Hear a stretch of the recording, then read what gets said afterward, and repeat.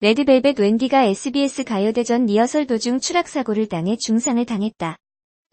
그러나 SBS가 무성의한 사과만을 남긴 채 입을 닫으며 후폭풍이 거세지고 있다. 웬디는 25일 서울 구로구 고척 스카이돔에서 진행된 2019 SBS 가요대전 리허설 무대에 올랐다가 2m가 훌쩍 넘는 리프트에서 추락하는 사고가 발생했다. 해당 리프트는 다른 가수들의 사전 녹화 때도 문제가 발생했던 장치이지만 SBS는 이를 시정하지 않고 레드벨벳의 리허설을 강행했다. 결국 무대 간 이동장치까지 제대로 설치되지 않은 상태에서 스태프의 지시에 따라 이동하던 웬디가 리프트에서 떨어지는 큰 사고가 벌어졌다. 이 사고로 웬디는 얼굴에 상당한 부상을 당했고 오른쪽 골반과 손목이 골절되는 중상을 입었다. 춤을 춰야 하는 걸그룹 멤버가 얼굴과 골반에 부상을 당했다는 것은 앞으로 가수 생활에 치명적인 핸디캡으로 작용할 수 있는 큰일이다. 또 리프트가 워낙 높은 높이에 위치해 있었기 때문에 자칫 잘못하면 인명사고로 이어질 수도 있었다. 이미지 원본 보기. 그러나 SBS는 단 3줄짜리 사과문으로 입장을 대신했다. 가요대전 사전 리허설 중 웬디가 부상을 입는 안타까운 사고가 발생했다. 이에 레드벨벳이 생방송 무대에 오르지 못하게 되어 팬분들과 시청자분들께 진심으로 사과드린다. 웬디의 빠른 쾌유를 바라며 향후 SBS는 출연진 안전관리에 각별한 주의를 기울이겠다는 사과문이었다. 팬들과 시청자에 대한 사과일 뿐 사고 당사자인 웬디에 대한 사과는 없는 무성의함에 팬들은 분노했다. 레드벨벳 팬들은 2019년 12월 25일 SBS 가요대전 레드벨벳 웬디 추락사고라는 제목의 국민청원을 청와대 국민청원 게시판에 게재했다. 작성자는 SBS 측은 진심이 나오지 않은 사과문을 올린 채 사고가 난 원인을 정확히 설명하지 않았다. 사고 원인을 설명해주길 바라고 처벌을 받을 만한 사고라면 처벌받길 바란다. 다시는 이런 일이 일어나지 않도록 도와달라고 호소했다. 해당 청원은 26일 오전 3천여 명에 달하는 동의를 이끌어내고 있다. 이미지 원본 보기. 웬디의 사고로 레드벨벳의 컴백에도 비상이 걸렸다. 특히 레드벨벳은 24일 발표한 리패키지 앨범 더 리브 페스티벌 피날레가 국내 음원 및 음반 차트 1위를 휩쓴 것은 물론 전 세계 42개 지역 아이튠즈 톱 앨범 차트 정상을 차지하는 등 좋은 반응을 얻고 있던 터라 아쉬움이 크다. 특히 웬디는 건강하게 활동하는 것이 올해의 소원이라는 이야기를 해왔던 터라 안타까움은 더욱 커지고 있다. 레드벨벳 소속사 SM 엔터테인먼트는 웬디는 병원에서 응급치료를 받은 뒤 추가 정밀 검사를 기다리고 있다. 아티스트의 건강이 최우선인 만큼 치료에 전념할 계획이다. KBS의 가요대제전 무대는 일부 멤버들만 녹화에 참여하며 레드벨벳의 향후 일정에 대해서는 정리되는 대로 말씀드리겠다고 밝혔다. 1994년 2월 21일 인여중 처녀로 서울특별시 성북구 성북동에서 태어났습니다. 충북 제천에서 초등학교를 졸업했고 그 후에는 미국 미네소타의 기숙사립학교에 다녔다고 하는데요. 고등학생 때에는 가족들이 캐나다로 이민을 가면서 캐나다에서 살게 되었고 온타리오주 토론토의 리치먼드 힐 고등학교를 졸업했다고 해요. 어릴 때는 원래 진로가 가수 쪽이 아니었다고 합니다. 공부를 상당히 잘했는데 그 중에서도 수학과 음악을 좋아했다고 해요. 중학생 때에는 미네소타 주니어 하이스쿨 수학 경시대회에 나가 주에서 5등을 하기도 했고 오바마 대통령 상을 받을 정도로 성적이 우수했다고 합니다.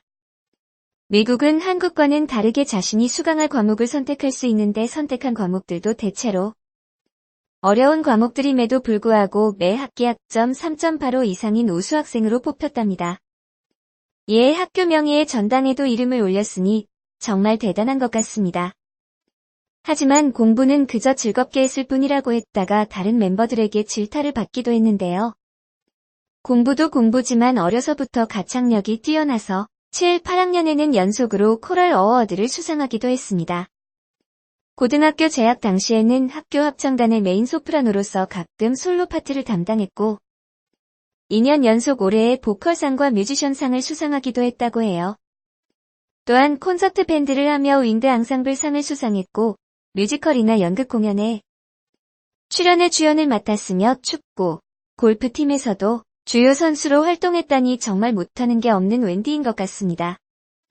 처음 녹음을 시작한 건 캐나다에 살 때 친구가 재미삼아 장난으로 유튜브에 자신이 노래 부르는 영상을 올린 것이 계기라고 하는데요. 원래 본인의 사운드 클라우드 계정에 올렸었는데 현재는 정지된 상태랍니다. 그렇게 음악에 대한 꿈을 키워갔고 부모님에게 가수가 되고 싶다는 이야기를 하자 처음에는 부모님이 반대하셨다고 하는데요. 하지만 결국에는 한번 사는 인생 하고 싶은 것을 하며 살라고 허락해 주셨다고 합니다. 이때부터 오디션을 본 것으로 보여지며 SM 엔터테인먼트에 캐스팅되기 전인 2011년에는 큐브 엔터테인먼트 글로벌 오디션에 응시한 적이 있었는데 그곳에서 최종 14위까지 올랐다고 해요. 레드벨벳 웬디의 보컬 실력. 라이브를 보면 호흡, 발성 등의 기본기가 탄탄하며 이는 입사 전 커버곡에서도 뚜렷하게 잘 나타난다고 합니다. 성량도 크고 음역대도 넓어서 레드벨벳의 라이브 중 웬디의 목소리가 두드러지게 잘 들린답니다. 미니 앨범 1집 아이스크림 케이크로 컴백하면서 이전보다도 더 발전한 라이브 실력을 보여주기도 했는데요. 덤덤 때는 매우 격한 안무와 애드리브를 CD처럼 소화하면서 보는 사람들을 놀라게 하기도 했습니다. 그런데 웬디는 아직까지도 보컬 트레이닝을 받기 때문에 웬디의 앞으로의 행보가 더욱 기대되는 부분이기도 하죠. 레드벨벳 멤버들은 앨범의 모든 곡 백보컬에 조금씩이나마 참여를 했는데 그 중에서도 웬디의 목소리가 독보적으로 많이 들린다고 하는데요. 레드벨벳 앨범은 웬디를 갈아 넣어 만든다는 농담이 나올 정도로 상당히 큰 비중을 차지하고 있습니다. 그리고 현재까지 나온 앨범 중에서 정규 1집을 들어보면 웬디의 보컬 능력치를 더 확실히 느낄 수 있는데 테크닉뿐만 아니라 곡마다 맞춰서 다 다른 기교나 톤으로 부르는 이해력도 돋보인다고 합니다. 이는 소속사 선배인 태연과도 비슷한 부분으로서 본인도 7에서 8가지 다른 목소리가 있다고 장난스레 얘기한 적이 있는데 그도 그럴 것이 에릭남과의 듀엣곡 봄인가 봐에서는 다른 레드 곡들과는 또 확연히 다른 느낌을 보여주기도 했습니다.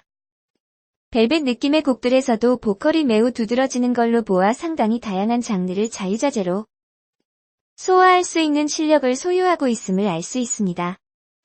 사실 보컬뿐만 아니라 랩에도 재능이 있는 웬디는 아이스크림 케이크의 랩 코러스에 참여하기도 했는데 굉장히 좋은 반응을 얻기도 했습니다.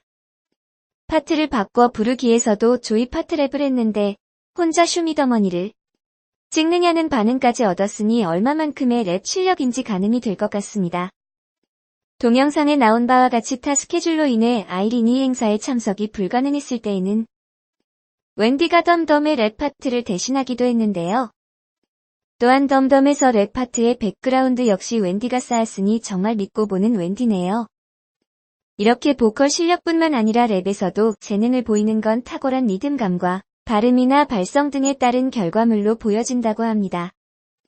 실제로 말을 굉장히 빨리 해도 다 들릴 정도로 발음이 좋으니 아나운서와 버금갈 정도가 아닌가 싶네요. 그러고 보면 정말 못하는 게 있긴 한 건지 궁금할 정도로 똑똑하고 뭐든 잘하는 모습이 많은 사람들의 부러움의 대상이 되기도 한답니다. 또한 피아노, 기타, 플룻, 색소폰까지 다양한 악기들을 다룰 줄 안다고 하는데요. 그러다 보니 음악적 이해도가 높을 수밖에 없을 것 같습니다.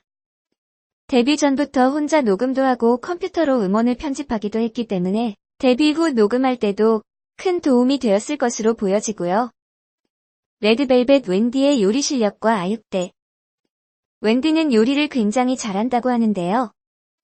베이킹이 취미로서 자신이 밤새서 만든 쿠키와 머핀 등을 팬사인회에서 팬들이나 선배들, 그리고 주변인들에게 나누어 주면서 소소한 행복을 느낀다고 합니다. 또한 멤버들에게 추러스나 비스코티 등 다양한 빵을 만들어준다고 하네요. 그러다 보니 소녀시대 태연이 요즘 나를 먹여 살리는 사람이라고 인스타에 인증까지 했을 정도랍니다. 2015년 추석에는 매니저들을 주기 위하여 음식을 만들었다가 태연도 함께 있길래 더 만들어서 추석 음식으로 줬다고 하네요. 사진을 보면 정말 아기자기하게 잘 꾸민 게 요리 실력까지 보통이 아님을 확인할 수 있었습니다. 또한 태연과 소녀시대 멤버들에게 생초콜릿과 쿠키를 직접 구워서 주거나 보아에게 호두파이를 구워서 주기도 했습니다. 팬사에서 머핀을 모든 팬들에게 나눠주지 못한 게 미안했는지 공식 홈페이지에 글을 올려 인증까지 했고요. 2016년 주간화에서는 직접 손으로 머랭을 치는 기술을 선보여 많은 이들을 놀라게 하기도 했습니다. 매년 명절마다 열리는 아육대 양궁에는 슬기와 번갈아서 출전 중인데요. 기량이 썩 안정적이지 않다고 합니다. 2017 설날 아육대 양궁에 슬기 대신 처음으로 출전했으나 한 발이 관역을 빗나가서 0점을 기록하는 바람에 레드벨벳은 러블리즈의 패에 예선에서 광탈하기도 했다는데요. 2018 설날에는 슬기가 양궁에 나서면서 출전하지 않았고 다시 슬기 대신 나선 2018 추석 아육대 양궁에는 1번 사수로 나서서 나아진 기량을 선보이며 레드벨벳의 결승 진출에 이바지했습니다. 하지만 결승전 세 번째 슈팅에서 치명적인 0점을 기록하며 아쉬움을 삼켜야 했답니다.